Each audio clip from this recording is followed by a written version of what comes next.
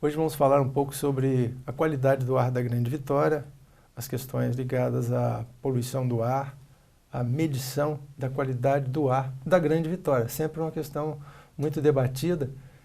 E hoje nós temos aqui a presença da professora da Universidade Federal do Espírito Santo, Departamento de Engenharia Ambiental, que é doutora em Engenharia Ambiental pela Universidade de Manchester, na Inglaterra. A professora Jane Mary Santos.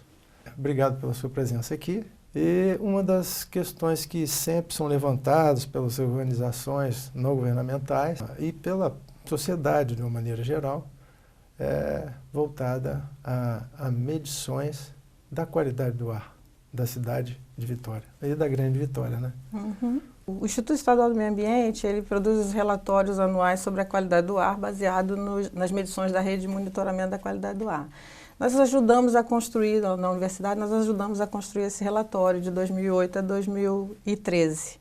E ficou muito claro ali que há dois problemas graves na região da Grande Vitória. Um é relacionado às partículas, e aí a gente pode falar das partículas total em suspensão e das partículas que são depositadas nas superfícies, aquela que incomoda, né? Exatamente. E também o dióxido de enxofre. Foram os dois poluentes que foram identificados como poluentes que ultrapassaram os valores indicados ou as diretrizes da Organização Mundial de Saúde. Sim. Então, são os dois poluentes que a gente tem que ficar de olho, que a gente tem que estar acompanhando bem próximo, né? Para que faça o gerenciamento das fontes, a fim de sempre ter a qualidade do ar no nível que seja...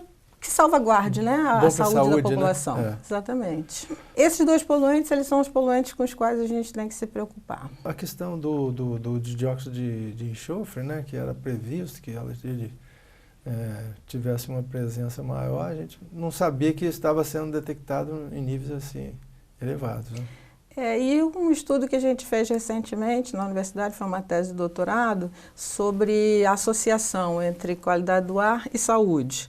Sim. E aí a saúde, o parâmetro medido foi internações devido a doenças respiratórias de crianças até 12 anos. Nesse estudo a gente identificou uma correlação forte de SO2 com o número de internações e atendimentos também, né? Não só internações, mas atendimentos hospitalares, ambulatoriais de crianças até 12 anos. Então tem sim uma indicação de que existe um efeito causa, SO2, doenças respiratórias. Relacionado às concentrações concentrações do poluente. Então a gente fez o estudo de material particulado, fino, aquele que a gente chama de MP2,5, que são partículas menores que 2 micrômetros, são as bem finas. Eu quero que você explique isso. E as internações também de crianças. E a gente viu que esses dois poluentes já mostraram uma associação forte entre o número de internações e de atendimentos por doenças respiratórias e a concentração do poluente. É importante que o público, né, entender um pouco como é que é fracionado a granulometria, né, quer dizer, ou seja, o tamanho das partículas aí, e a relação delas com a saúde. A literatura divide, a legislação também, divide em 4 tipos, assim, a gente pode dizer, de partículas. O primeiro tipo de partículas são aquelas sedimentáveis, ou Sim. as sedimentadas, aquelas que a gente encontra na superfície das residências. Essas partículas, elas têm granulometria variada. Ali a gente tem as partículas grossas, mas tem as finas também, as que se depositam na superfície. Tem as finas também. Tem as finas também. A gente fez um estudo, inclusive, que encontrou que 5% da massa era de partículas finas, dentro dessa poeira sedimentada. Um dado novo.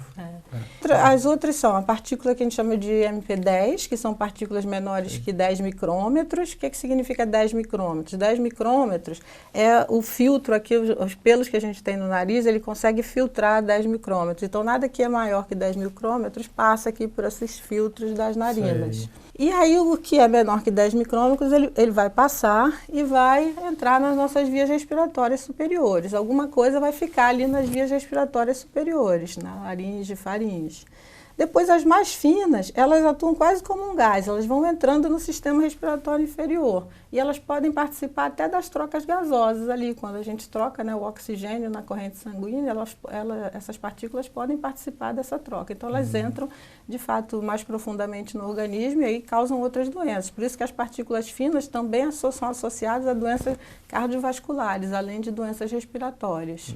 Essas muito finas, elas podem ir direto para a circulação. Podem. E eu falei 4 tipos, né? Então, falei as sedimentadas, as de 10 micrômetros, que é o filtro aqui, as finas, que é de 2,5 micrômetros, que entra na corrente sanguínea, e tem a legislação também fala das partículas totais em suspensão. Aí são todas aquelas que não sedimentaram, que estão em suspensão na atmosfera. São medidores diferentes, né? É o mesmo medidor, quer dizer, das partículas sedimentadas é uma outra estratégia de medição, um outro medidor. Mas das outras partículas, é basicamente o mesmo medidor, mas com uma separação. Tem uma espécie que a gente chama de cabeça do aparelho, onde ele consegue fazer a separação do tamanho de partículas. Aí a gente mede separadamente as partículas por tamanho. A outra questão que eu gostaria que você pudesse explicar também para o nosso telespectador é a questão da medição. Quais as medições que são feitas, que deveriam ser feitas? Então, normalmente, uma rede de monitoramento tem que fazer as medições, pelo menos, dos gases que estão dentro da legislação, né? Ou seja, estão contemplados pela legislação com padrões de qualidade do ar. Óxido de nitrogênio? Esses são dióxido de nitrogênio, o dióxido de enxofre, o ozônio, o material particulado PM10, que é aqueles 10 micrômetros, o material particulado total em suspensão. Tem também a fumaça, que também está na legislação, né, que é uma questão mais de visibilidade. Que ainda se usa a escala Higman. Ainda se usa a escala Higman, que é uma escala visual para a medição da fumaça. Da fumaça. Né? Então, a nossa rede aqui, além desses poluentes, ela mede também os hidrocarbonetos totais e hidrocarbonetos não metano. Esse não há uma legislação para hidrocarbonetos, mas é sempre uma preocupação em saber, porque hidrocarbonetos é um grupo de gases e alguns desses gases são muito prejudiciais à saúde. A gente tem benzeno, tolueno, exatamente, os compostos aromáticos estão dentro desse grupo. Mas aí normalmente a gente mede, as estações medem o hidrocarboneto total, então a gente não sabe quanto de cada um desses poluentes ou que especiação química tem dentro desses hidrocarbonetos. Mas é sempre bom acompanhar, embora não esteja legislado, não haja um valor na resolução CONAMA ou em alguma legislação para hidrocarbonetos. Doutora Jane, vamos a um rápido intervalo, voltamos já, fique conosco.